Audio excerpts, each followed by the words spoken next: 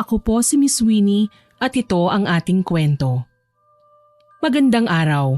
Ako po si Angela, 66 na taong gulang. Kasalukuyang naninirahan dito po sa Makati.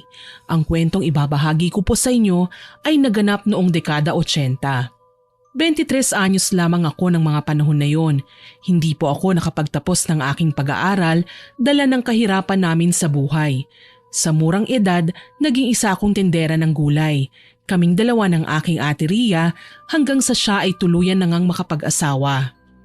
Ulirang asawa ang aking ate. Naghahanap buhay kahit 4 na buwan na lamang at manganganak na siya.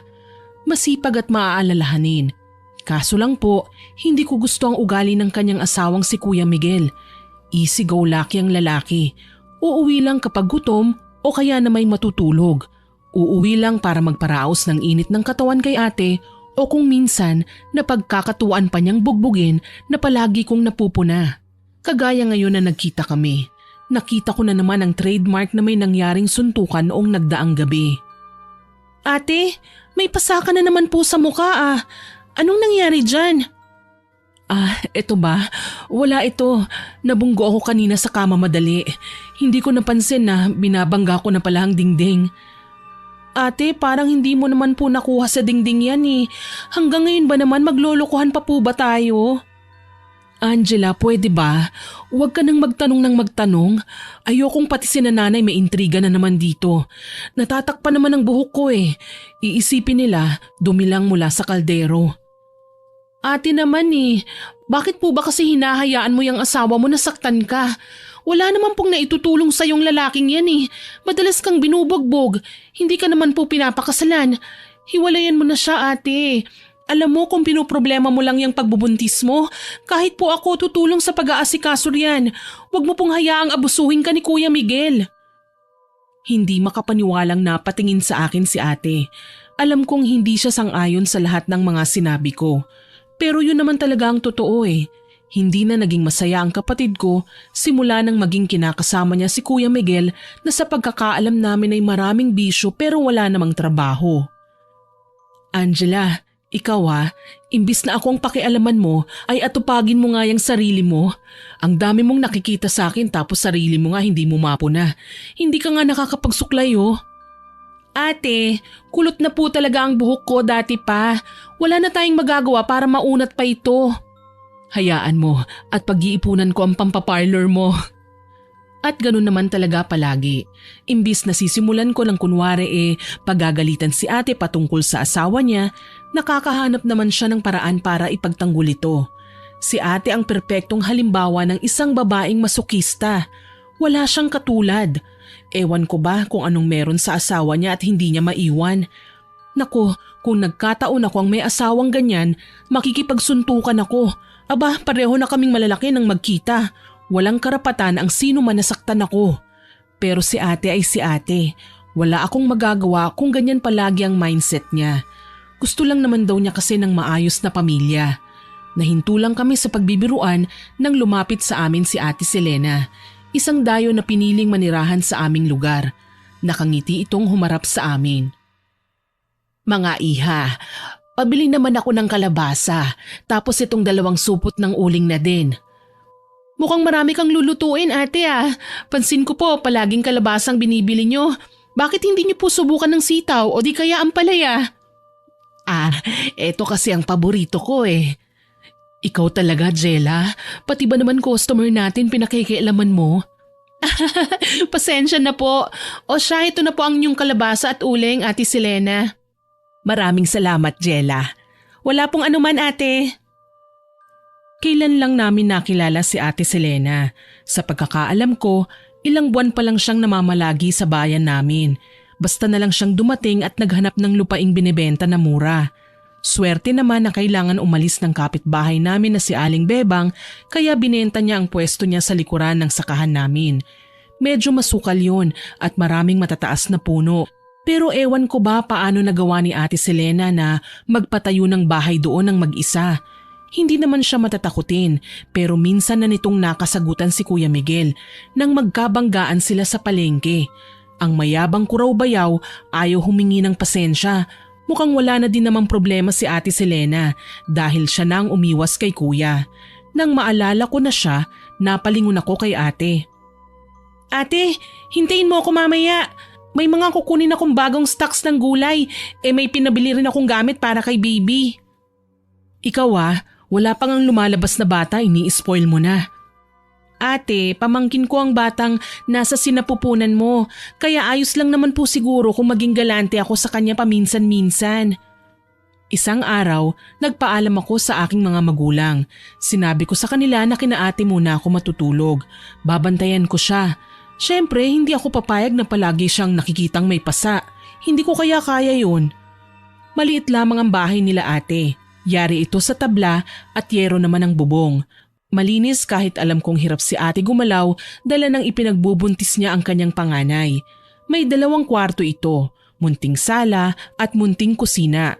Tapos nasa labas naman ang palikuran. Kasalukuyan na naglalabas si ate ng mga gulay sa kanyang basket nang lapitan ko siya. Ate, ako na po riyan. Magpahinga ka na muna. Okay lang ako, Jella. Ikaw ang maupo na muna doon. Sige na.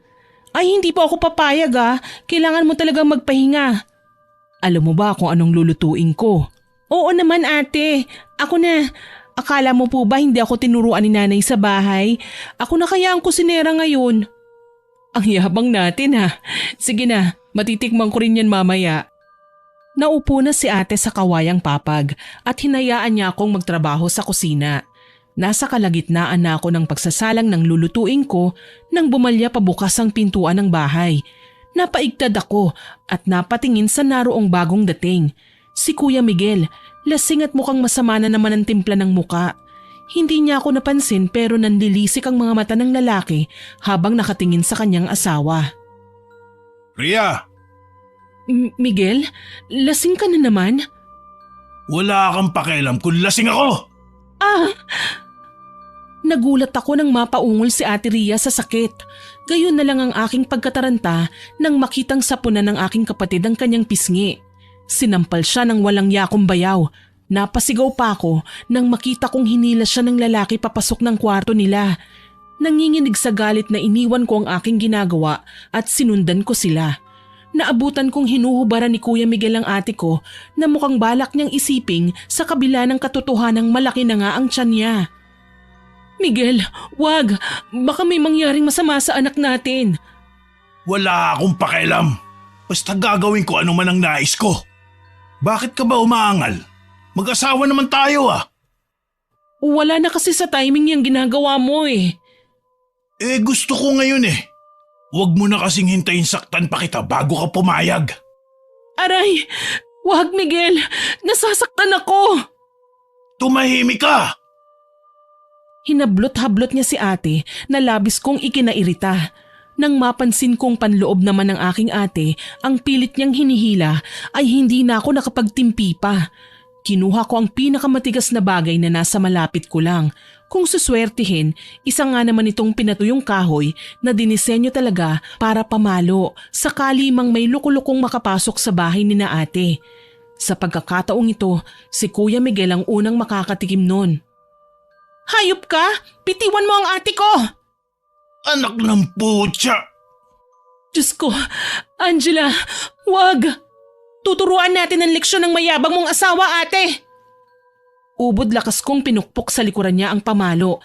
Narinig kong napaigik si Kuya Miguel tsaka siya nang hihinang lumingon sa akin. Manlilisik pa sana ang mga mata niya at akto akong susugurin ngunit muli ko siyang pinalo. Nung mga sandaling yon, wala akong pakialam kung makasuhan man ako o magalit sa akin ang mga magulang ni Kuya Miguel. Ang importante, mailigtas ko ang aking ate. Sumigaw si ate at nanginginig na napayakap sa kanyang sarili. Bakas ang trauma sa kanyang mga mata. Tila ba hindi na bago sa kanya ang mangyari ang ganun. Kaya naman hindi na ako nag-aksaya pa ng panahon. Kaagad kong nilapitan ng kapatid ko. Ate, ayos ka lang ba? Huwag mo na sanang sabihin kina nanay at tatay ang nangyari rito. Hindi mo na sana sinaktan pa si Miguel. Hindi ko alam kung babatukan ko ba ang ate ko o ako mismo ang babagok sa ulo ko. Nasaktan na nga siya't lahat pero itatago pa niya sa mga magulang namin ang lahat ng nangyari sa kanya. Paano niya natitiis ang mga pambubugbog ni Kuya Miguel? Paano niya nagagawang baliwalain at umaktong animo? Walang nangyari gayong alam naman naming pareho na hindi siya sanay sa ganoong tanawin. Ano bang gusto niya? Hayaan ko na lang si Kuya Miguel? Ate, mawalang galang na po ha. Pero sa tingin ko po, kaya naman pala namimihasa si Kuya Miguel na bugbugin ka dahil hinahayaan niyo lamang siya. Hindi mo man lang pinagtatanggol ang sarili mo. Ano bang gusto mong gawin ko? Ireklamo si Miguel? Angela, asawa ko na siya. Asawa? Ate, hindi ka po niya tinatratong kabiyak niya. Ilang beses ko bang sasabihin sa'yo, hindi kayo kasal. Siguro ate, alila, yan ang role mo sa buhay niya. Kung ako lang po ang makakapag-asawa ng ganyan, sigurado po ako na hihiwalayan ko yan kagad. Sa halip na magalit o singhalan ako, humagulgol si ate. Naaawa ako sa kanya, pero mas nakakaawa siya kung mananatili siya sa bahay nila Kuya Miguel. Inaabuso lang siya nito at hindi pwedeng hindi malaman ni na tatay ang mga ginagawa ng asawa ni ate sa kanya. Hirap na nga siya sa pagkilos Paano na lang kapag nakunan siya? Alam ko sa sarili ko na hinding-hindi ko siya mapapatawad. Sa pilitan kong sinama si ate sa amin pauwi. Hindi na namin nagawa pang ituloy ang pagluluto. Pagod na pagod si ate pagdating namin sa bahay pero nainis pa din ako nang sabihin niya sa akin na wala akong isusumbong sa aming mga magulang. Nang makapagpahinga na ang aking kapatid, ikinuwento ko kina tatay ang nangyari. Gigil na gigil ang aming mga magulang. Hindi sila makapaniwala kung gaano kaamong tupa noon si Kuya Miguel ay siyang kabaliktaran ng naging ugali ng lalaki ngayon. Ni ayaw na nga nila na bumalik pa si Ate Ria sa bahay nila. Kaso lang, kinaumagahan, dumating si Kuya Miguel sa aming bahay. Ria, mahal, pakiusap-kausapin mo ako. Dumungaw ako sa bintana at sinamaan ng tingin si Kuya. Tulog pa si ate, samantalang maagang umalis ang aking mga magulang sa bukid at ako pa lamang ang gising. Kaya ubod ng tapang kong binaba si Kuya at hinablot pa ang itak sa may mesa. Iniumang ko ito kaagad sa kanya. Ang kapal naman po ng mukha mong pumunta pa rito, Kuya Miguel. Hindi naman ikaw ang kailangan ko makausap. Ilabas niyo si Ria. Alam mo Kuya, hindi na po siya uuwi sa'yo. Tama na po ang pang-aabuso mo sa kanya. Hindi na tama Sa bagay, sanay ka naman sa ganun hindi ba? Yung makipagbasag ulo. Pero pasensyahan po tayo. Uuwi ka ng mag-isa ngayon. Umalis ka na. Ang tapang mong ipagtabuyan ako Ano bang pinagmamalaki mo? Taas noong lumapit sa akin si Kuya Miguel kaya bago pa siya makagawa ng kahit na anong hakbang para saktan ako ay itinapat ko na sa kanya ang matulis na bahagi ng patalim.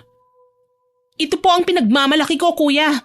Bagong hasa lamang ito kaya wag na wag ka pong magkakamali na lumapit o gumawa pa ng eksena dahil hindi po ako mangingiming isaksak to sa'yo nang makaganti naman ako sa ginawa mo sa ate ko. Wala akong ginagawang masama sa kapatid mo Huwag kang engot. Engot? Hindi po ako engot, Kuya. Sadyang hindi ko lang kayang isakripisyo ang buhay ng ate ko sa'yo. Nagtataka nga ako kung paano mo siya napasagot Hindi ka naman kagwapuhan, hindi ka rin mayaman. Lalong wala ka namang kwenta. Abat, matalas yung dila mo Naging ganito lang naman po ako nang saktan mo ang ate ko O baka naman gusto mong magpatawag pa ako ng pulis. Abat! Bago pa man niya maiangat ang kanyang kamay para gawaran ako ng sampal, ay umilag ako at sinipa siya sa tiyan. Napaatras si Kuya Miguel pero hindi siya natumba. Nanlisik pang lalo ang kanyang mga mata nang mapansing iilan sa kapitbahay namin ang nakakapansin na sa amin. Isa sa nakiumpok ay si Ate Selena na noon ay hindi kumukurap habang nakatitig sa amin. Kayabang naman kasi nitong si Kuya Miguel Alam kong mahalaga sa kanya ang ego niya, kaya hindi niya matatanggap na mapahiya siya sa harapan ng maraming tao.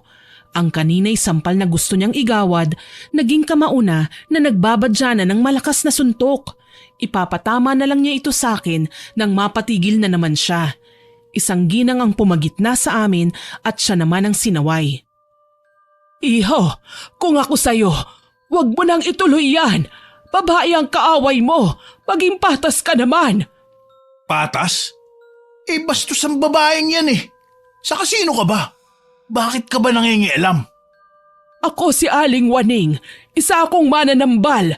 Palagi akong napapadalaw dito sa kanila, pero ngayon lang ako nakatsyempo na may komosyon. Sa katunayan, ako ay kanilang kaibigan. Mananambal? Ano pang ginagawa mo yan? Manggamot ka na lang. Kesa sa makialam ka pa sa away ng may away. Baka gusto mo ikaw pa ang saktan ko. Sinubukan niyang ibalya si Manang Waning, pero nagulat ako nang makitang umusal na ng mga banyagang salita ang ginang. Ilang sandali lang, nagulat ako nang matigil si Kuya Miguel sa kanyang mga bayolenteng galawan. Umatras siya at naging maligalig. Maya-maya pa, dumurugo na ang kanyang ilong na sabay na palipat-lipat ang tingin niya sa akin at sa matandang si Manang Waning. Anong ginawa niyo sa akin? Mambabarang! Mga alagad ng dilim! Wala po kaming ginagawa sa iyo, kuya. Alam mo naman yon, hindi ba? Nakadrugs ka ba? Mga sinungaling! Baliw ka na po, kuya. Anong sinabi mo? Humanda kayo at babalikan ko kayo. Nagtatakbo na si Kuya Miguel palayo sa amin. Ang mga kapitbahay naman ay kanya-kanya na sa pag-alis. Bakas ang inis sa mga muka habang sinusundan ng tingin si Kuya Miguel. Tahimik na lugar lang kasi ang nayon eh. Hindi sanay sa mga tao na makakita ng kaguluhan. Ayaw nila sa maingay at mga barumbado. Sa katunayan nga niyan, walang makikitang pakalat-kalat na mamamayan sa lahat ng kalsada. Abala sila sa pagtatanim at pag-aasikaso ng kani-kanilang mga hanap buhay. Maging si Ate Selena ay hindi ko na matanaw. Umiiling-iling na lamang ako, dala ng naalala ang ipinakitang katarantaduhan ni Kuya Miguel. Kahit kailan, hindi siya nababagay na tumira dito sa aming baryo. Baka isumpa pa siya ng mga tao. Napatigil na lamang ako sa pagtanaw sa kanya nang tapikin ni Manang Waning ang aking balikat. "Huwag mo nang pansinin ang lalaking yon, iha. Pangako, hindi siya makakapasok sa bahay ninyo." "Salamat po, Manang Waning. Buti na lang po at dumating kayo. Kung nagkataon po baka kung ano nang ginawa niya sa akin."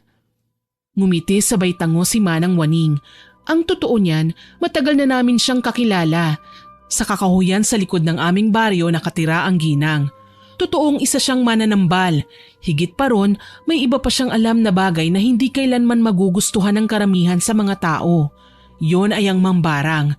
Kami lamang ni nanay ang nakakaalam nun, lalo na at malapit naming kaanak ang naging asawa ni Manang Waning noon. Isang sundalong hindi na nakabalik ng buhay dahil isinakripisyo ang kanyang sarili para sa kaligtasan ng iba. Nginitian ko siya tsaka inakay ko papunta sa loob ng bahay. "Halina po kayo, Manang Waning. Tuloy po tayo sa bahay namin. Baka pauwi na rin po si nanay." "Salamat na lang, iha. Ako'y napadaan lang talaga. Galing ako sa bayan at may binili akong mahalagang sangka para sa ginagawa kong herbal. Hindi ko nagustuhan ang tagpong bumungad sa akin kaya kinailangan kong mga elam. Pasensya na po talaga. Natural na po yata sa aking bayawang maging barumbado. Sakit po talaga siya sa ulo eh. Hindi na nga namin alam kung anong gagawin sa kanya eh." "Kumusta naman ang ate mo?" "Narito nga po siya sa bahay eh. Hindi ko po siya maiwan sa kanila. Malamang bubugbugin po siya ng kanyang asawa." "Abay, kawawa naman. Napakasalbahe naman ng lalaking yon." "Yun na nga po, Manang eh. Pero si ate mismo, hindi niya po nakikita yun eh.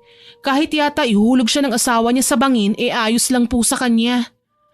"Marahil nabubulagan lamang ang kapatid mo, iha. Darating ang araw na magigising siya sa kanyang kahibangan. O siya, kailangan ko nang umuwi. Mag-iingat kayo palagi, ah." "Salamat po, Manang. Kayo rin po. Ingat po kayo sa pag-uwi." Pumasok ako sa loob ng bahay at naubutang kabababa pa lamang ni ate. Sina tatay at nanay naman nagkatinginan lang. Kadarating lang nila at kanya-kanyang tanggal pa ng suot nilang damit pambukid at bota. Nilapitan ako ni ate. "Jella, anong ginawa mo sa labas? Narinig ko ang boses ni Miguel ah." "Opo ate, kagagaling niya lang rito kanina. Pinagbantaan ako.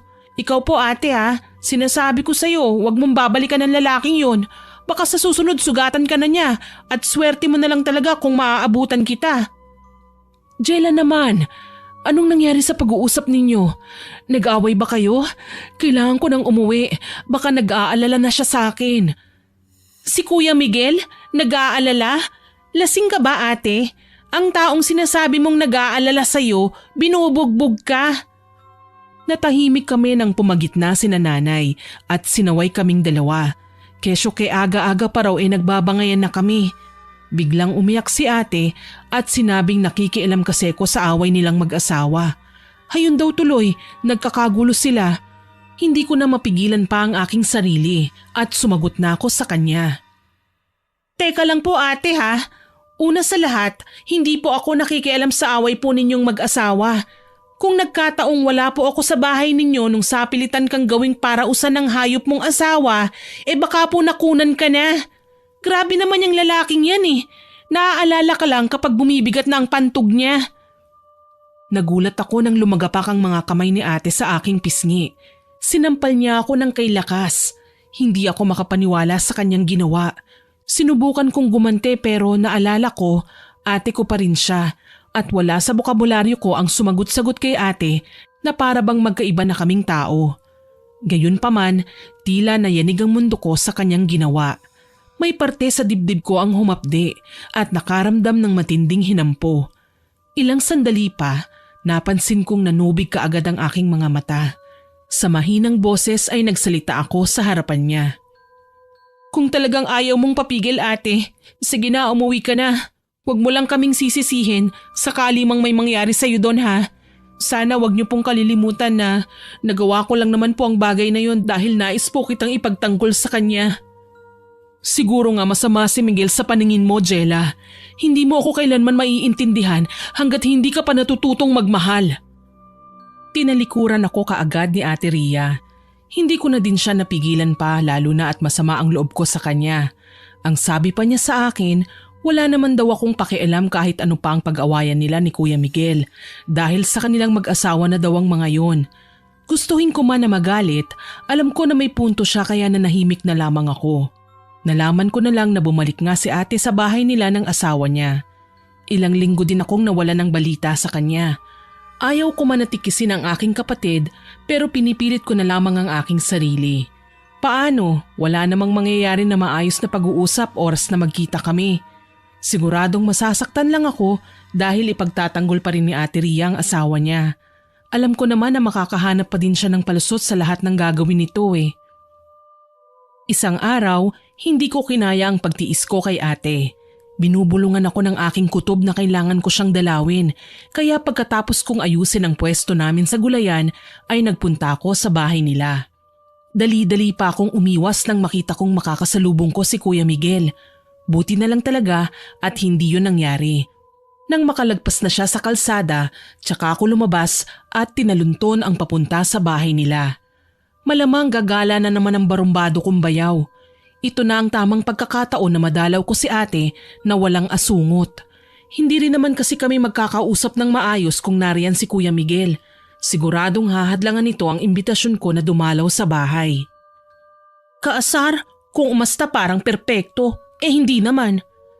Wika ako sabay pasok sa kanilang katamtaman na laking bakuran. Tumiretso na ako sa pinto at kumatok. Kaso lang ilang pagtawag na sa kanyang ginawa ko ay wala namang sumasagot. Maliban pa, may nalalanghap akong amoy na parang nasusunog. Tila ba galing yun sa kanilang lutuan. Unang naramdaman ko noon ay labis na pag-aalala. Ate, nasa loob ka ba? Ate? Jella, ikaw ba yan? Tulong! Nandito ako! Nagulat ako at kinabahan nang marinig ang pagtawag na yun sa akin ni ate. Humihikbi at mukhang nanghihina. Hindi na ako nag-aksaya pa ng panahon at kaagad kong hinanap ang kapatid ko. Sa may kusina ako siya natagpuan. Nakaupo sa sahig, may dugo sa kanyang hita at mukhang naghahasa na hindi ko alam na literal nga namang totoo. Sa nanlalaking mga mata, pinasadahan ko ang buong kusina at natanaw ang lutuan na may nakasalang nakawali. May apoy pa roon at mukhang sunog na ang mga pinipritong isda. Napalunok ako at unang nilapitan ng kawali at saka ko yun iniahon. Muli kong binalingan si ate ng tingin. Ate, anong nangyari sa'yo? Tulungan mo ko. Hindi ko malaman kung ano ang gagawin ko ng mga sandaling yun. Nalilito ako kung alin ang uunahin, ang magtanong ba o ang magtawag ng tulong. Sa huli, pinili kong magsisigaw sa labas para makahingi ng tulong. Mabuti na lang at may mga mabubuting taong lumapit sa akin para makiusisa kung anong nangyari at mapadala namin si ate sa ospital. Nanginginig na nakasunod ako sa mga doktor pagdating namin doon. Sinugod si ate sa emergency kaya hindi ako mapakali habang naghihintay sa sasabihing resulta ng doktor. Ilang sandali pa, lumabas ang matandang babae tsaka hinarap ang kaanak ni ate. Kaagad akong tumayo at lumapit sa kanya. Napaiyak na lamang ako nang ibalita sa akin ni Doc na kailangang isesaryan si ate ora mismo. Lalo na't patay na raw ang bata sa kanyang sinapupunan bago pa man ito mailabas. Naapektuhan ang sanggol sa dami ng traumatic experience ni ate dulot ng mapang-abusong pakikipagsiping at pambubugbog. Naging mahina raw ang kapit ni baby kaya naman nauna na itong pumanaw. Ang sabi pa ni Doc, kapag hindi raw natanggal ang sanggol sa kanyang sinapupunan ay malalason si ate at baka kalaunan sumunod na din sa kanyang namayapang anak. Walang iya ka, Kuya Miguel! Ginawa mong impyerno ang buhay ng ate ko! Pagbabayaran mo ang ginawa mo sa kanya! Umiiyak kong wika. Ikinuyom ko ang palad ko at nakiusap sa ilang kakilalang nakita ko sa ospital na bantayan si ate. Kailangan ko kasing ipaalam sa aming mga magulang ang nangyari sa kanya. Kagaya nga ng inaasahan, umiyak at nataranta si nanay sa nalamang sinapit ni ate. Si tatay naman, hindi namin napigilan at nagtungo talaga sa presinto. Nais niyang ireklamo si Kuya Miguel na siya namang talagang dapat gawin. Makalipas ang pag-aasikaso ng mga doktor kay ate, inilipat na siya sa isang ward. Noon din ay nalaman din namin na dala ng wala sa oras na pagkamatay ng kanyang anak sa sinapupunan, hindi na magiging safe sa kanya ang magbuntis ulit. Aminado ko na naging down si ate ng mga panahong yun. Simula nang magkamalay siya mula sa pagkakaopera sa kanya, palagi na siyang tulala. Kung minsan naman, napapahagulgol na lamang siya ng iyak. Hindi na niya kayang patahimikin mag-isa ang sarili niya na kinailangan pa namin siyang isedate para lang kumalma. Ate, tahan na po. Huwag mo po masyadong dibdibin ang nangyari. Makakasama po yan sa kalusugan mo. Makakasama? Jella, namatay ang anak ko. Hindi man lang siya nabigyan ng pagkakataong mabuhay. Namatay siya nang hindi man lang nasisilayan ng mundo. Ayaw man kitang sisihin, ate. Pero pinagsabihan na po kita hindi ba? Pero sumigi ka pa rin. Bumalik ka pa rin sa kanya. Hindi mo man lang po naisip ang kaligtasan mo. Napayo ko si Ate Ria. Alam kong ng mga sandaling yon, sobra-sobra talaga ang kanyang panlulumo. Umiyak siya, hindi kaagad nagsalita. Halata sa kanyang reaksyon na nahihirapan siyang kontrolin ang kanyang emosyon. Nung gabing yun, umuwi siyang lasing. Yung usual na ginagawa niya. Hinila niya ako kahit nasa kalagitnaan ako ng pagluluto. Tapos ate, binugbog ka na naman po niya? Sinuntok niya ang tiyan ko nang tumanggi akong makipagsiping sa kanya. Sinubukan kong tumakbo pero hinila niya ako. Nagtagumpay po ba siya? Binaboy niya ako. Hindi ko na naramdaman ang haplos at yakap niya sa akin bilang asawa. Yung mga himas niya, puno ng mali siya. Literal na ginawa na niya akong parausan lang. Wala siyang pakialam kahit naiipit o nasasaktan na ang anak namin. Habang pinakikinggan ng mga sinasabi ni ate, gusto ko din magwala. Hindi ko ma-imagine ang karahasang dinanas niya. Kung sakali man sa akin yun mangyari, malamang hindi ko mapapatawad si Kuya Miguel. Baka nga may nagawa na rin ako sa kanya bilang ganti. Sadyang wala talaga siyang puso. Dala ng matinding desperasyon, hindi na ako nagpatumpik-tumpik pa. Lumapit ako kay Manang Waning at ikinuwento ang mga nangyari. Maging ang matanda ay galit na galit sa kanyang mga nalaman. Iha, ang mga bagay na ito ay hindi natin dapat palagpasin. Kailangan na siyang maturuan ng leksyon. Pero Manang, huwag po muna. Baka po kapag may nangyaring masama kay Kuya Miguel, otomatiko po kaming mapagbintangan. May hinihintay pa po kaming update sa reklamo namin laban sa kanya. Tsaka na po kapag may ginawa na naman siyang kahit na anong bagay na alam kong makakaapekto kay ate. Alam mo naman na kaya namimihasa yang si Miguel dahil hindi man lang niya binibigyan ng dahilan ng asawa para irespeto siya. Kailangan niyang malaman na nagkamali siya. Huwag mong hintayin na mas lumala pa ang kalagayan ng ate mo. Ano po bang plano niyo, Manang Waning? Halika, sumama ka sa akin. Sumama ako sa kanya sa kakahuyan. Medyo distansya na din ito sa bahay ng ginang pero tiwala naman ako sa kanya. Sa tagal namin siyang nakilala, ni minsan hindi niya kami ginawa ng masama. Siya pa ang palaging nagtatanggol sa amin. Kaya naman hindi na ako nagtanong pa nang humantong kami sa isang tagong sementeryo kung saan ito ay nagsilbing libingan ng mga ninuno ni Manang Waning. Dito nakatira ang aking nag-iisang kapatid na katulad ko, may nalalaman din sa karunungang itim. Kailangan kong kunin ang kanyang mga kagamitan para maisagawa ang bagay na alam nating makakapaghiganti lang sa nangyari kay Ria. Hintayin ko lang po kayo rito. Ayos lang po. Nakita ko siyang nilapitan ng isang puntod na pinalilibutan ng kadena. Para bang kahit wala na ang nakalibing sa parting yun ay kinatatakutan pa din at halos ayaw ng dalawin ng kahit na sino. May mga nakakabit pang papel na may nakasulat na mga ritual. Nakita kong hindi basta nakalibing sa ilalim ng lupa ang kapatid ni Manang Waning. Pormang parehabang kahon ang libingan nito at sa may lapida may susian. Kinuha niya ang kwintas na ang palawit pala ay susi tsaka dinasala ng puntod. Ilang sandali lang, nagsisimula na siyang tanggalin ang pagkakasarado ng lapida. Akala ko nga kabaong na kaagad ang aking makikita eh. Pero nagulat ako nang bumungad sa aking harapan ng isang kahon. Katamtaman lamang ito sa laki, parang 2 beses na malaki sa kahon ng sapatos. Gawa sa kahoy at barnisado. Kinuha niya ang kahon at sinara ang lapida. Kahit hindi ako nagtatanong, nagsalita siya. Kilalang malupit ang aking kapatid noong araw. Isa siyang mambabarang na kinatatakutan ng maraming tao. Literal na salot. Alam mo ba ang ginawa niya, iha? Nilason niya ang buong bayan sa pamamagitan ng panggagamot.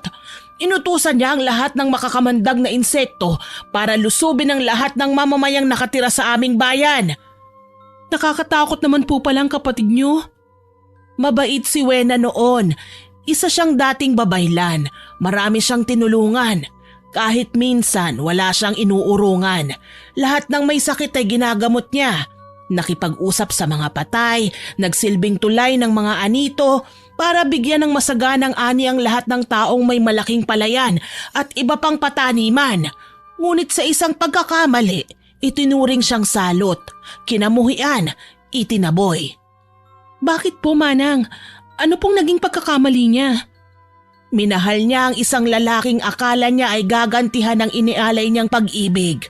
Ginamit lang siya para makuha ang pinakamahalagang likido ng pagkahumaling noong araw, ang tinatawag ngayong gayuma. Bakit naman po yun ginawa ng lalaki? Tsaka hindi po ba pwede naman niyang kausapin po ang kapatid mo para po bigyan siya ng gayuma? Hindi yun ganon noong araw, iha. Ang mga gayuma ay hindi basta binibigay, lalo pat naniniwala si Wena sa tunay na pag-ibig. Para sa kanya, sagrado ang mga ito. At ang gayuma, hindi talaga para magkagusto lang basta ang isang lalaki o babae sa taong nais niyang makasama. Ito ay panghumaling lamang sa mga mag-aasawang nawawalan na ng gana na makipagsiping sa isa't isa. Uso noon ang ipinagkakasundo ang kahit sino sa hindi nila kakilala. Kapag sumapit na ang pulot gata, nagkakailangan ng mga bagong kasal. Dito binibigay ng babayla ng gayuma nang sa gayon maging mainit ang gabi ng mga bagong mag-asawa. Base po sa kwento nyo, binata ang lalaking gusto ng kapatid po nyo. Paanong naatim niya nakuhanin ng gayuma na tinatago ni Manang Wena? Dala ng desperasyon. Akala niya magtatagumpay siya at mapapaibig nga ang babaeng mapapainom niya ng gayuma. Pero nagkamali siya, iha. Nabaliw sa kanya ang babaeng kanyang minamahal. Umabot sa punto na maging siya ay tinangka ng saktan. Nagmistulang halimaw ang babae kaya naman nagulat ang mag-anak at kapamilya nito. Nang kausapin nila ang lalaki, ibinintang nito sa aking kapatid ang pagbibigay ng gayuma kahit hindi naman niya yun ginawa. Dito na nagsimula ang trahedya sa aming pamilya. Nasapok ko ang dibdib ko sa labis na lungkot at takot. Nagmahal lang ang kapatid ni Manang Waning. Bakit kailangan siyang masaktan at ipagtabuyan? Ang masakit pa roon, pati ang mga taong tinulungan niya ay hindi man lang inalala lahat ng kabutihang ginawa niya. Muli akong humarap kay Manang Waning. Pinahid ko ang luha sa aking mga mata.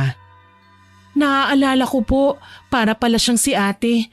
Bulag sa pagmamahal. Kaso lang sumobra na po yung sa kapatid ko eh. Kahit kasi alam niyang masakit na, nagtitiis pa rin siya.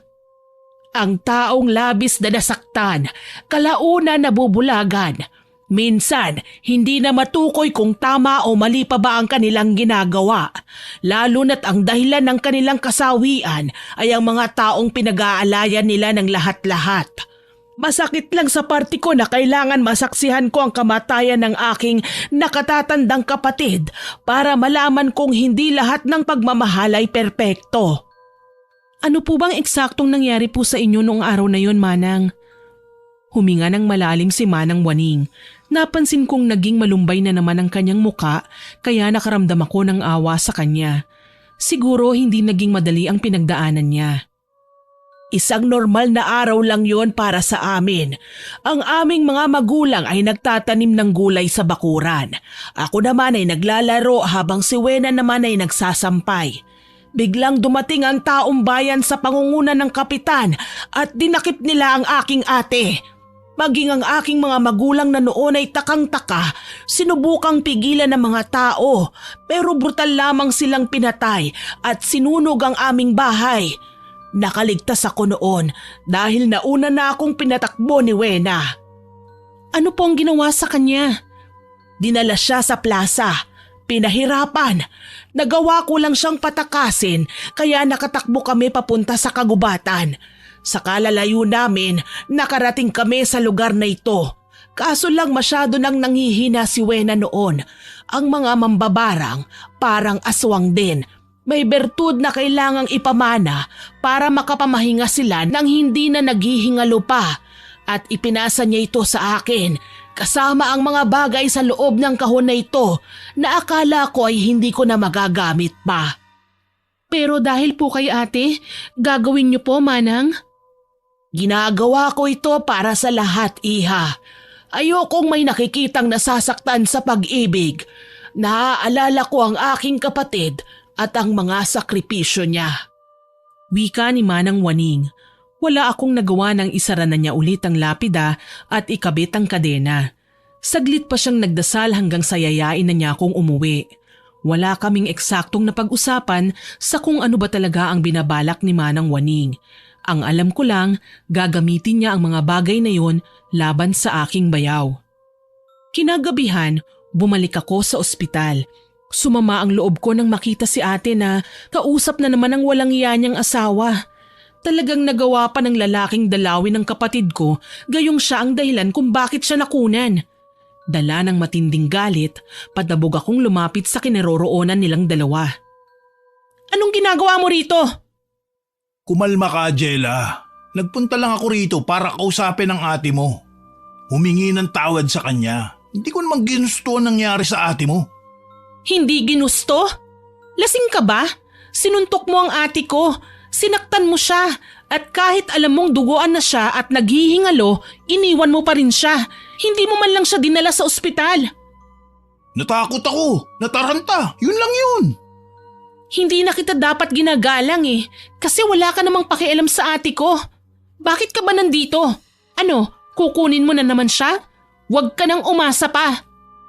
Hindi yun sa ganun. Gusto ko lang pakiusapan si Rhea na iatras ang demanda laban sa akin. Aba, ang galing mo rin ano.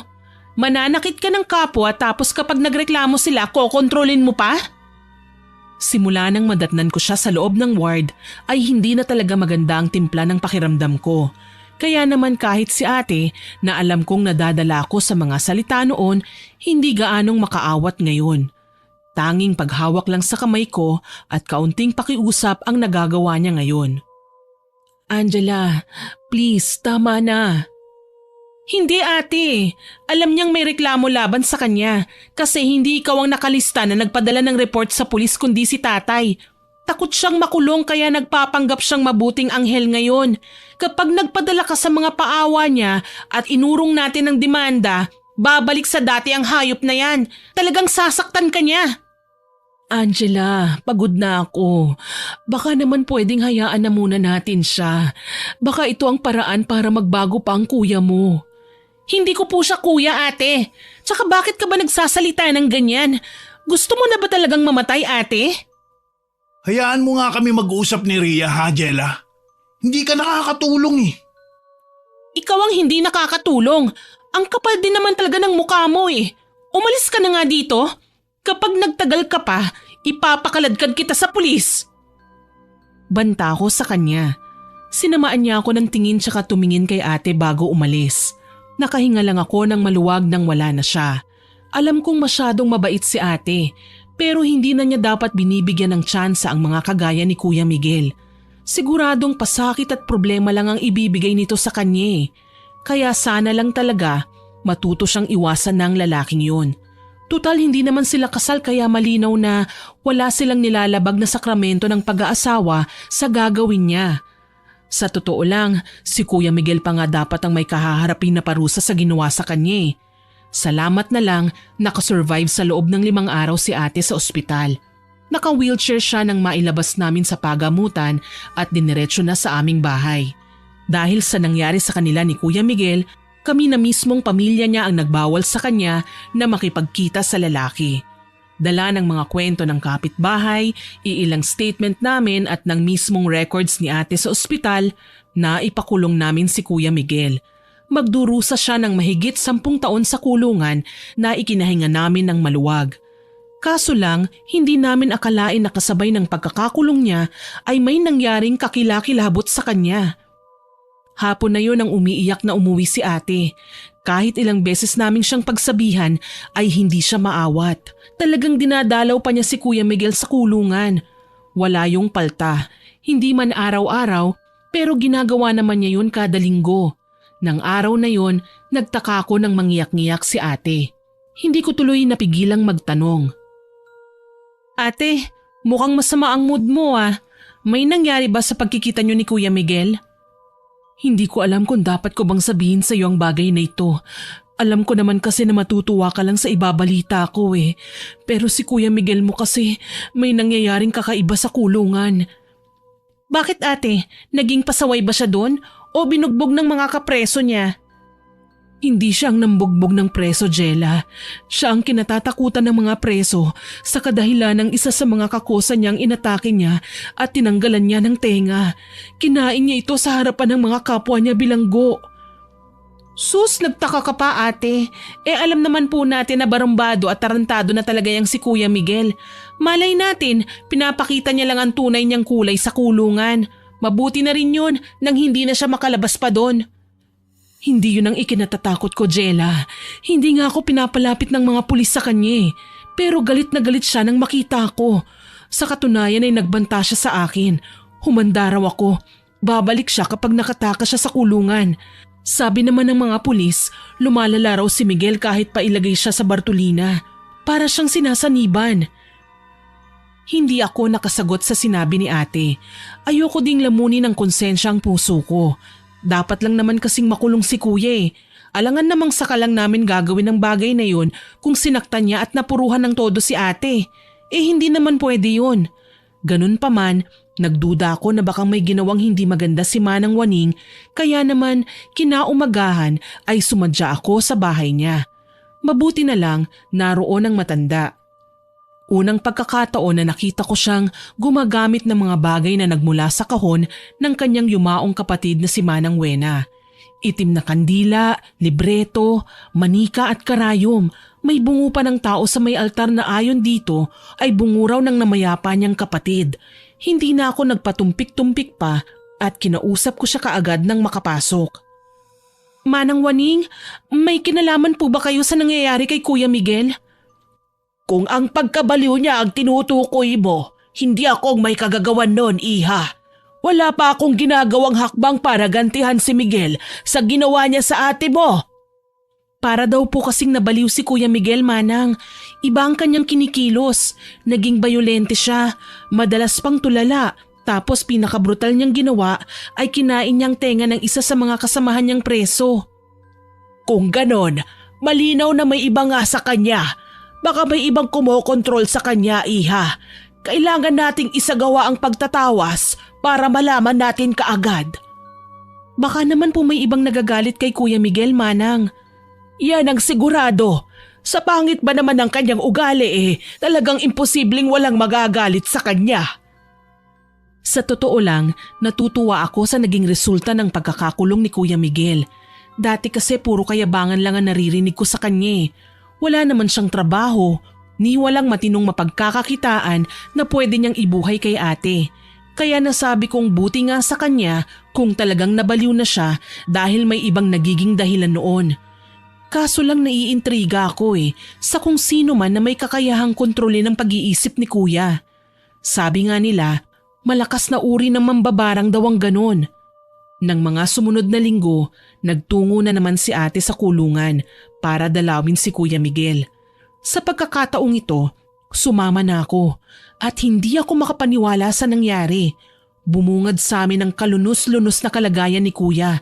Nakaratay siya sa higaan at mukhang may mataas na lagnat. Kahit pa nga may mga kasamahan siya sa selda, ni walang sino man ang nais na mapalapit sa kanya. Pinasadahan ko ng tingin ang sitwasyon ni Kuya Miguel. Hindi lang basta lagnat ang meron siya, kundi tila napaso na din ang kanyang balat. Kapag kumukulubot ang mga ito ay tsaka naman natutuklap na parang plastik. Pero may mabahong amoy at mamasa-masa na sa tingin ko ay nana. Hindi napigilan ni Ate Ria ang umiyak nang magkaharap sila. Diyos ko, Miguel, ano bang nangyari sa'yo? Bakit ka nagkaganyan? Pakiusap, palabasin niyo ako rito. Lalala lang ang kalagayan ko sa lugar na ito.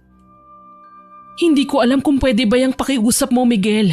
Nakapagdesisyon na kasi ang korte. Wala akong pakialam sa desisyon nila. Ang sa akin lang, matutulungan mo ba ako? Hayaan mo na lang ba ako na mamatay dito? Kasalanan ko ba kung bakit ka nariyan? Sino bang nanakit? Sino bang gumawa ng masama? Sa labis kong gulat ay nanlisik ang mga mata ni Ate Ria.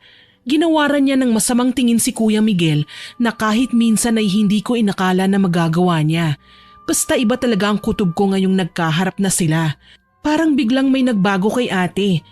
Napahawak tuloy ako sa kanyang braso nang ilapit pa niya ang kanyang muka sa rehas. Ang tagal kong nagtiis sa'yo, hayop ka. Kahit magmukha na akong tanga sa harapan ng iba, kahit nawawalan na ng respeto sa akin ang kapatid ko, pinili pa rin kita. Pero anong ginawa mo? Wala kang kasing sama, Miguel. Ate? Inalo ko siya nang makita kong basta na lamang siyang humagulgol. Nararamdaman ko ang matinding bigat na dinadala ni ate at sa totoo lang ayaw ko sa feeling na ito. Hindi ako mapakali, lalong hindi ko matagalan ang pagdurusa niya. Hinila ko si ate at pinakiusapan na umuwi na lamang kami. Nagpatianod naman siya sa akin. Hinayaan niya ako na akayin ko siya palabas. Pag-uwi sa bahay, hinayaan ko siya munang maupo sa sala. Siya lang ang mag-isa. Nagpaalam ako na pupunta sa kusina para kumuha ng tubig pero palihim ko siyang sinilip. Kitang-kita ko ang pagbabago ng ekspresyon sa mukha niya mula sa malungkot hanggang sa maging karimari-marim. Maya-maya ay nakasisindak at nagbabanta na ng lagim. Ngumingisi na si ate nang mag-isa. Ilang sandali pa narinig ko siyang nagsasalita ng mag-isa.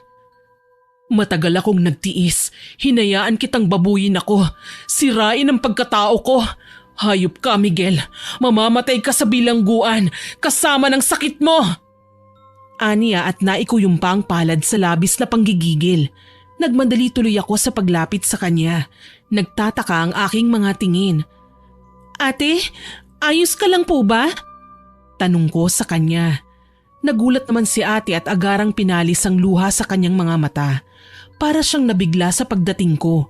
Kay bilis ding nagbago ng reaksyon niya. Jella, kanina ka pa ba riyan? Ngayon lang naman ate. Narinig ko lang po kasi na may kausap ka eh. Ayos ka lang ba? Ayos lang ako, Jella. Huwag mo lang akong pansinin. O siya, magluto ka na ng hapunan ha. May lalakarin lang ako saglit. Pero ate, saan ka pupunta? Lumingon sa akin si Ate Ria. Hindi makapaniwala ang kanyang reaksyon. Gusto ko lang maglakad-lakad, papahangin. Kailangan ko pa ba ang pagpayag mo? Nako, hindi naman po ate. Siyempre baka kasi kailangan mo ng kasama. Huwag kang mag-alala. Kaya kong mag-isa. Kinaya ko nga noon eh. Kakayanin ko rin ngayon. Hindi ako nakasagot sa tinuran niya. Gayunpaman, hindi talaga ako nilulubayan ng aking kutob na baka may gagawin siyang hindi kaaya-aya.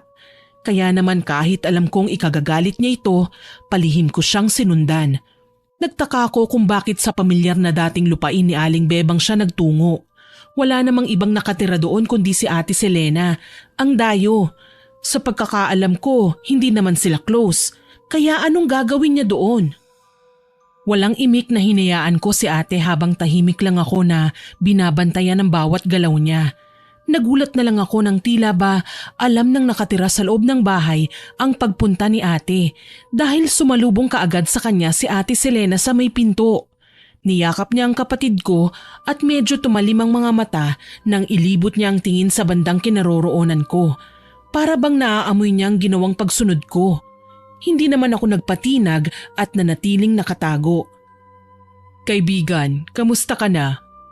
Ayos lang ako, Selena. Ikaw, kamusta ka dito? Walang kasing saya. Ano, nagkita na ba kayo ng iyong asawa? Oo, at may resulta na ang ginawa mo sa kanya. Sana lang mas lumala pa siya. Talaga ba? Gusto mong gawin natin ang ikalawang hakbang para pahirapan siya? Saglit na tumahimik si ate tsaka ngumiti kay Selena. Kailangan, para malaman niya kung ano ba talaga ang ginawa niya sa akin. Kailangan siyang mamatay, Selena. Kung ganon, kailangan na nating isagawa ang ikalawang hakbang ng barang. Napasinghap ako sa aking narinig. Hindi ko lubos akalain na makakarinig ako ng ganito. Nakakatakot. Alam ko na nasanay ako sa ginagawa ni Manang Waning. Pero si Ate Selena, mas matindi ang parusa. Tuluyan na ngang pumasok si Ate Ria sa bahay ni Ate Selena. Dito na ako nakahanap ng paraan para mas makalapit sa bahay na napagtagumpayan ko naman. Sumilip ako sa bintana sa parting hindi nila ako mapapansin. Ang sumunod na tagpo ang nagpatulala sa akin.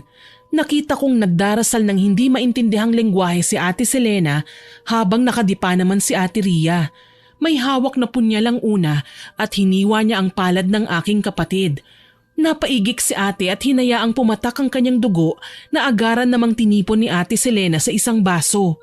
Kinilabutan ako ng husto kaya naman hindi ko na tinapos ang aking nakikita. Kaagad akong umalis.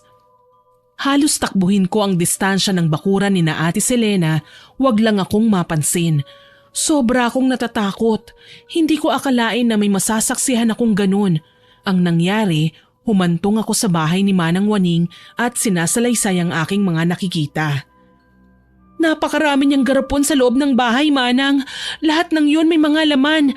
Kung hindi man lang mga kakaibang kulay ng likido, ay mga uri ng insekto na alam kong labis na katatakutan ng sinumang makakakita nun. Kung ganon, kailangan nating mag-iingat. Hindi normal na kapangyarihang itim ang gamit lang ng nasabing babae. Nakasisiguro ako. May anito siya na pinag-aalayan niya ng dugo kaya matindi ang naigawan niyang barang kay Miguel. Kung sino man siya, hindi ako makapaniwala na kaya niyang tulungan si ate nang wala pa man tayong ginagawa. Hindi na natin kailangan mag-aksaya ng panahon. Isagawa na natin ang pagpapalipad hangin ngayon. Kahit ang kapatid ko ay isang mambabarang, ni minsan ay hindi niya itinuro sa akin na gawing laro ang tungkol sa barang. Kailangan may sapat na dahilan para gawin ito. Tumango ako sa tinuran ni Manang Waning. Wala namang nalalaman si Ate Selena sa mga nangyayari sa buhay namin. Kaya bakit siya makikisali sa away ni na Ate Ria at Kuya Miguel? Hindi ko din mapapaniwalaan si ate kung isasalaysay niya kay Ate Selena ang lahat ng yun. Lalo na at sa akin nga tinatago niya ang bawat pagkakasala ni Kuya Miguel sa kanya. Kumuha ka ng palanggana, iha. Pagkatapos ilagay mo doon ang lubid na nasa sulok. Opo, Manang Waning. Dinampot ko ang lubid at nilagay sa planggana. Nagulat ako nang dasalan nito ni Manang Waning. Ako naman ay nasa tabi lang at tahimik siyang pinagmamasdan. Minwestrahan niya akong pumikit kaya ginawa ko naman. Lalo na at siya din ay ganoon ang ginawa. Kaso lang dala ng kuryosidad, napadilat ako. Nagimbal ako dahil kitang-kita ko kung paano umangat ng mag-isang lubid at nagkabuhol-buhol. Masalimuot yun na kahit ilang beses pang putulin ay hindi na babalik sa dati. Sa pagdilat ni Manang Waning, agaran akong pumikit. Pinagpapawisan ako ng malapot. Hindi ko alam kung siya ba ang may kagagawan nun o ang mambabarang. Dumilat din kasi ako kaagad nang tawagin ni Manang ang aking pangalan. "Iha, Angela, lumapit ka rito." Opo, Manang." "Ang pagkakabuhol ng pising yan ay kagagawa ng mambabarang. Pero may natuklasan ako. Hindi lang si Selena ang nagbuhol niyan. Matibay ang pagkakatali at mukhang wala ng tanggalan dahil may bakas ng dugo ni Rhea sa lubid." Otomatiko akong napayuko sa lubid at natutup ang bibig nang makitang may kulay pulang patak-patak sa pisi. Mukhang ngayon lang pinatak. Muli akong napatingala kay Manang Waning. "Manang, ano pong ibig sabihin yan?" "Matagal na akong mananambal, Iha. At minsan gumagamit din ako ng barang. Pero bawat kagaya ko ay may kanya-kanyang expertise sa karamdamang inilalagay namin sa tao. Ang masasabi ko lang, magaling si Selena. Ginamit niya ang dugo ni Rhea para walang makatanggal sa pagkakabuhol ng pisi. Parang pinagbuklod hanggang kamatayan. Nalinlang si Rhea ng babaeng yun. Hindi niya alam na oras na mamatay si Miguel sa sumpang ito. Susunod na ang kapatid mo. Hindi niya magagawang tanggalin ang buhok na nilikha ni Selena. Magsasama sila sa kamatayan." Kinilabutan ako sa sinabi ni Manang Waning. Sa totoo lang, hindi ko akalaing maririnig ko ang mga katagang ito mula sa kanya.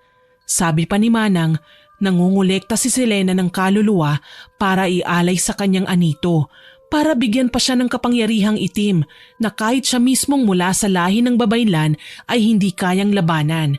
Kahit kasi naging masama ang kanyang ate noon ay hindi niya itinatangging isa sila sa mga klase ng taong puting kapangyarihan ang ginagamit. Kabaliktaran nito ang taglay ni Selena na mas malakas, mas bayolente at mas nakakatakot. Umuwi ako sa bahay pagkatapos. Inisip ko kung matibay na ba talaga ang pagkakakilala ko kay Ate Selena dahil hindi ko inaasahan na may mga kakayahan pala siyang ganito. Hindi ko man lang ito napansin nung una. Hindi mapakali, kinausap ko si ate. "Ate, kung ano man yan ayokong pag-usapan." "Ate, ano bang binayad mo kay Ate Selena? Bakit ka nakipagkasundo sa kanya?" "Bakit mo tinatanong sa akin yan, Jella? Hindi ba dapat maging masaya ka na lang?" "Pero ate, nasaktan ako sa ginawa sa akin ni Miguel, Jella. Mahal ko siya, pero mas minahal ko ang aking anak. Hindi ko matanggap na wala na siya ngayon. Kulang ang parusang kamatayan sa ginawa ni Miguel." "Pero ate, bakit? Nagbigay ka ng dugo kay Ate Selena eh. Alam mo bang gagamitin niya yun para ikaw naman ang patayin?" Lumingon sa akin si ate. Kinilabutan ako sa paraan ng pagkakangisi niya. Para bang hindi na siyang kausap ko. Mula noon, nagkukulong na siya palagi sa kwarto. Mag-alala man kami ni nanay at tatay sa kanya ay wala naman kaming magawa. Ayaw niya kaming pagbuksan. Lumalabas lang siya kung gusto niya. Sa paglipas ng mga araw, nababalitaan ko ang paglalapan ng sobra ng kalagayan ni Kuya Miguel. Ang totoo po niyan, naaagnas na siya kahit buhay pa. Niwala na sa mga kapwa niya preso ang nagtangkang lumapit sa kanya. Lahat hinusgahan siya at inakalang may malalang karamdaman.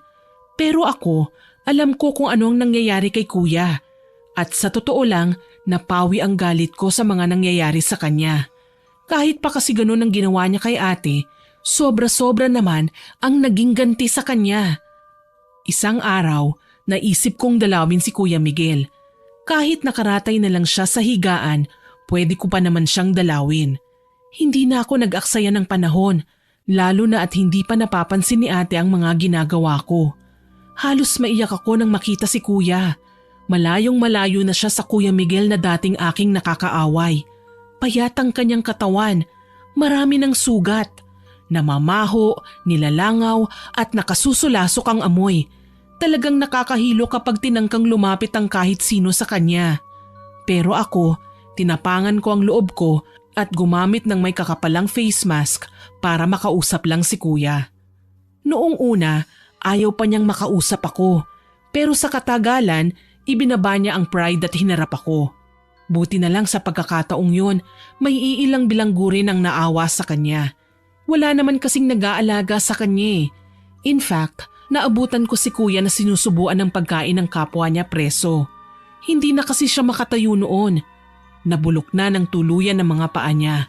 Wala namang magawa ang pamilya ni kuya dahil nakapagdesisyon na ang korte. Kahit umapila pa sila ay matibay ang ebidensya laban sa kanya. Kaya wala siyang magagawa kundi ang magdusa.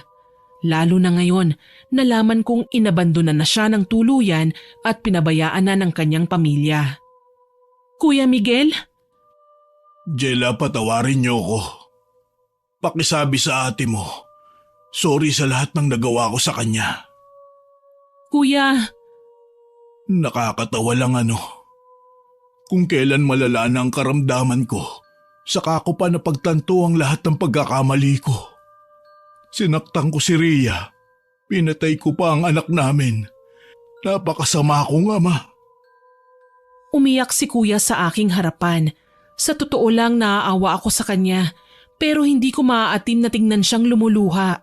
Sumasabay kasi sa paglabas sa kanyang mga mata ang nana na hindi ko alam kung saan ba nanggagaling. Maski kamay niyang nagtatangkang punasan ng kanyang mata ay nakakatakot dahil nagsisilaylayan ng mga kuko na para bang natatanggal na din sa kanyang mga daliri. As in sobrang nakakapanindig balahibo talaga ang nangyari sa kanya. Huminga ako ng malalim tsaka nagsalita. Hindi ko po sasabihin na wala kang kasalanan kuya. Choice mo yan eh. Ang sa akin lang, hindi ka dapat nagdurusan ng ganyan. Yung makulong ka na nga sapat na. Pero ang nangyari sa'yo mas matindi pa. Nagdurusa ka dito dahil sa kasalanan mo. Tapos may karamdaman ka pa. Ang masakit pa doon, walang pamilyang nagpakita man lang para suportahan ka. Kung may hiling man ako ngayon, yun ay ang mapadali ang pagkamatay ko. Ayoko na magdusa, Jela. Hirap na ako. Patawarin mo rin ako. Hindi ako naging magandang ehemplo bilang kuya sa'yo. Karahasan at kasamaan ang ipinakita ko. Walang araw na hindi kita binulyawan. Kaya karapat dapat lang sa akin ito. Kuya, walang sino man ang may karapatan na magdusa ng ganito. Tanging masasabi ko lang po humingi na rin kayo ng kapatawaran sa Diyos. Ihingi mo ng tawad ang mga naging kasalanan mo po kuya. Tapos patawarin mo ang sarili mo. Dahil kung ako ang tatanungin mo, pinapatawad ka na po namin. Tipid man ay ngumiti pa din si kuya. Nagpasalamat siya at nakiusap na kung pwede ko daw bang dalhan siya ng Biblia. Hindi ko naman po siya magawang tanggihan, kaya pinagbigyan ko ang gusto ni kuya. Dinalhan ko siya ng Biblia pati na ng rosaryo nang sunod akong makadalaw sa kanya. Nalaman ko na lang na ginugol niya ang mga nalalabi niyang araw sa pagdarasal. Dahil pagsapit ng August 24, 1982 sa alas 10 ng umaga, pumanaw si Kuya Miguel. Kwento ng presong nag-alaga sa kanya na abutan nila ang bangkay nito na yakap-yakap ang Biblia na binigay ko sa kanya. Aaminin ko, napaiyak ako sa aking mga nalaman. Magkasama kami ni Manang Waning nang dumalaw sa kanya noon at nalaman ang masaklap na balita. Nalungkot ako kahit papaano. Sa katunayan, ibinalita ko kay ate ang nangyari. Nanatiling tulala si ate pero pumapatak ang luha sa kanyang mga mata. Hindi tuloy ako nakatiis. Sinugod ko si Ate Selena sa bahay niya. Ate Selena, lumabas ka dyan sa bahay mo! Kinalampag ko ang pinto ng bahay. Medyo luma na ito, dala ng ito pa din ang bahay na iniwan ni na Aling Bebang noon pero alam kong matibay pa ang pinto. Minsan na akong nakapasok doon dahil mahilig mag-imbita noon si Aling Bebang tuwing may nagse-celebrate noon ng kaarawan sa pamilya niya. Ngayong si Ate Selena na ang may-ari ng buong lugar, tahimik pa ito sa sementeryo. Kahit nga yata insekto takot na mapagawi sa bahay niya. Ipinagpatuloy ko ang pagtawag sa kanya. Hindi kasi matatapos ang lahat ng ito kung hindi ko siya kakausapin. Ate Selena, ano ba? Kailangan ko bang sirain itong pintuan mo para lang kausapin mo ko? Alam kong nasa loob ka, kaya huwag kang umastang inosente. Mas lalo kong nilakasan ang pagkatok na tutulig na sa tenga niya. Maya-maya lang, bumukas ang pinto. Isang kakaibang Selena ang humarap sa akin. Anong kailangan mo? Itigil mo na yung ginagawa mo. Nakapatay ka na. May naiaalay ka na sa mga anito mo. Baka naman pwedeng lubayan mo na ang kapatid ko. Bakit ko naman gagawin yun? Siya ang lumapit sa akin. Siya ang nakiusap at sarili niyang desisyon na ibigay sa akin ang dugo niya. Tsaka hindi ko na isasauli ang lahat ng binigay niya sa akin. Siya ang alay, Angela. Inialay niya ang sarili para magantihan ang walang yanyang asawa. Ginawa niyang parausan, oo, pero may ganti na kami para kay Kuya Miguel. Sapat na ang makulong siya, pagbayaran ng mga kasalanan niya. Para sa ate mo, hindi ito sapat. Maliban sa kamatayan ni Miguel, may kapalit yon. Anong kapalit?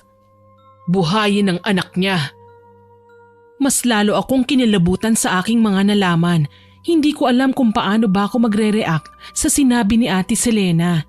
Naghugas kami na ang mambabarang.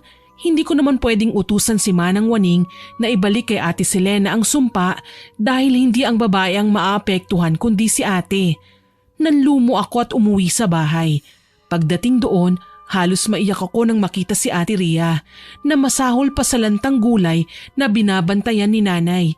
Naging ganun na siya simula nang mamatay si Kuya Miguel. Ate, bakit mo naman ginawa yun? Gusto ko lang naman makita ng pamangkin mo ang mundo, Jella. Ate, bakit sa ganitong paraan? Hindi mo ba alam na nakikipagkasundo ka kay Satanas? Malaking kasalanan ang ginawa mo, ate. Umiyak si ate at parang sanggol na yumupkop sa kanyang kama. Alam kong nagsisisi siya, pero huli na para gawin yun. Nakapatay na siya. Hindi na din niya pwedeng bawiin ang napagkasunduan nila ni Ate Selena. Ako ang nag-aalala sa nagiging kalagayan niya ngayon. Malubha na si ate. Kung ano ang dinanas ni Kuya Miguel, ganun din ang sa kanya. Nakakaiyak lang dahil kahit ilang beses namin siyang ibalik sa ospital, malinis ang kanyang kalusugan at walang findings ang mga doktor. Muli, kinausap ko si Manang Waning. Noong mga sandaling yun, desidido na akong gawin ang kahit na ano. Maawa ka naman kay ate, Manang. Tulungan mo kami. Huwag kang mag-alala. May naisip akong ibang paraan para mahinto natin ang pagkalat ng sumpa sa buong katawan ni Rhea.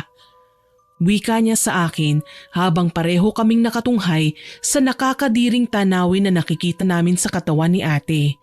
Nabubulok na siya, hindi lang sa binti at mga braso pero maging sa kanyang buong katawan. Lumalaki din ang kanyang tiyan. Parang may bukol na tumubo at nakakatakot pa dahil may gumagalaw na kung anong bagay doon. Pumikit si Manang Waning at saglit na nawala sa kamalayan. Napansin kong para siyang nalipat sa ibang lugar kahit narito lang naman ako sa tabi niya. Maya-maya pa, nanginginig na dumilat siya sa akin. Hanapin mo ang sanggol, iha! Ito ang kailangan nating puksain para matanggal ang sumpa! Sanggol? Ang nalaglag na sanggol ni Rhea. Dito nagsimula ang lahat. Tinago ito ni Selena. Ginamit niyang panlinlang para ialay ni Rhea ang kanyang dugo at kaluluwa. Pero mabubuhay po ba talaga ang sanggol? Oo, mabubuhay. Pero hindi ito magiging normal. Magiging isa na siyang alagad ng kadiliman. Diyos ko, yun ang katotohanan, iha. Kaya kailangan nating kumilos kaagad bago pa mahuli ang lahat. Nagplano kami ng mga bagay na aming gagawin. Si Manang Waning ang haharap kay Ate Selena habang ako naman ay maghahanap sa sanggol. Ang sabi ni Manang, matatagpuan ko ito sa lugar na hindi namin akalaing paglalagyan ng mambabarang. Sinubukan kong maghanap sa libingan kung saan nakabaon ang bangkay ng munting sanggol. Kasama kasi ako nang ilibing ito ng nurse. Nagulat ako nang pagdating ko roon, naroon ang hukay, naroon ang kahon. Ayaw ko mang buksan pero nagawa ko. At nagulat nang makitang hindi lang ang deformed na katawan ng 5 buwang fetus ang makikita sa kahon. Nakasilid pa ang mismong fetus sa biniyak na kawayan, napapaligiran ng mga papel na may ritual.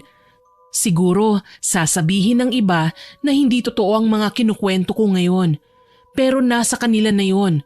Napagtanto kong hindi lang isang simpleng mangbabarang ang kinakalaban namin, kundi kampon na ng demonyo at balak pa niyang buhayin ng bangkay at palakihin ito na kagaya ng mga nagagawa ng babaylan noong araw. Hindi na ako nag-aksaya ng panahon. Binuhusan ko ng gasolina ang kahon kung saan naroon ang fetus at sinindihan ko ito. Naglagablab at natupok ang kahon kasama ang pamangking kong hindi na nasilayan ng mundo. Ayos na din yun. Mananatili siyang isang anghel sa aming mga diwa kesa mabuhay nga siya na nasa kamay ng mambabarang at masama naman. Napasigaw nga lang ako nang may dumating at sinabunutan ako. Anong ginawa mo? Bitiwan mo ako! Konting panahon na lang ang hihintayin ko pero sinira mo ang mga plano ko! Nang gagalaiti niyang wika, mahilo-hilo akong nagpumiglas dahil pakiwari ko kakalbuhin niya ako sa lakas ng kanyang pagkakahila sa buhok ko. Nagtagumpay siyang may nakuha at ngising demonyo pa ang ginawad niya sa akin. Gayon na lamang ang aking pagkataranta nang makitang gamit ang kanyang hintuturo, gumuhit siya ng korting tao sa lupa at inilagay doon ang aking buhok. Umusal siya ng mga banyagang salita at saka dumampot ng bato at pinukpok sa ginawa niyang korte sa lupa. Napasigaw ako sa sakit. Pakiwari ko sa akin tumama ang bato na pinukpok niya sa guhit. Nasapo ko ang aking ulo. Anong ginagawa mo? Itigil mo yan! Hindi. Anong tingin mo sa akin? Uto-uto? Ha? Sasama ka sa ate mo. Mamamatay ka din sa mga kamay ko. Ah! Pumalahaw ako nang muli niyang pinukpok ang drawing sa lupa at sa akin na naman nag-reflect ang sakit. Halos hindi ko magawang huminga ng maayos. Akala ko mamamatay na ako. Pero dumating si Manang Waning. Naririnig ko siyang nagsasalita din ng mga katagang hindi ko maintindihan. Maya-maya lang ay may sinusundan na siya ng tingin sa hangin. Hindi siya tumigil sa pagsasalita kahit nakikita ko na nagno-nosebleed na siya. Maya-maya lang nahinto sa ginagawa niya si Ate Selena. Tulala siyang napatitig sa akin, sabay bumula ang bibig niya. Nangisay ang babae at tumirik ang mga mata. Ilang saglit pa, nagulat na lang ako nang bumagsak si Ate Selena. Nanghihina man, sinikap kong makatayo. Inalalayan ako ni Manang Waning. Manang, ano pong nangyari? Kinailangan ko siyang kalabanin ng hindi niya namamalayan. Kailangan kong gamitin ang kakayahang manggagamot dahil hindi na siya maaawat sa kanyang kasamaan. Patay na po ba siya? Hindi basta namamatay ang mga mambabarang na kagaya niya. Pero may remedyo tayo riyan. Gagamit ako ng ritual na magsisilbing sumpa para wag na siyang magising pa. Sa pamamagitan nito, hindi na siya makakapaghasik pa ng lagim. Napaiyak ako sa sinabi ni Manang. Hindi ko akalain na hindi pala madali ang makipaglaban sa mambabarang. Ang mas masakit pa sa parting yun ng buhay ko ay nalaman kong namatay din pala si Ate Ria kasabay ng pagkamatay ni Ate Selena. Nakalimutan namin na konektado na pala sila sa isa't isa. Yun nga ang dahilan kung bakit hindi namin magawang magpalipad hangin kay Ate Selena. Marami akong mga bagay na natutunan, lalo na sa parting kapag nagkasala ang isang tao sa akin, ayoko nang gumanti. Ayokong humantong ako sa punto na lamunin ako ng galit, na pati na ang Panginoon ay kalilimutan ko na makapanakit lamang. Nagsilbing aral sa akin ang lahat ng naging karanasan ko. Sa paglipas ng panahon, nagkaasawa at nagkaanak ako. Hanggang sa magkaapo, palagi ko silang pinangangaralan. Kahit anong mangyari, may magkasala man sa kanila, umiwas na lang at wag na wag silang gaganti. Hanggang dito na lamang po. Maraming salamat sa pakikinig, more power po sa inyong channel at God bless. Naway nagustuhan nyo ang aking ibinahaging kwento. Hanggang sa muli, ako po si Miss Winnie na nagpapasalamat sa inyong pakikinig.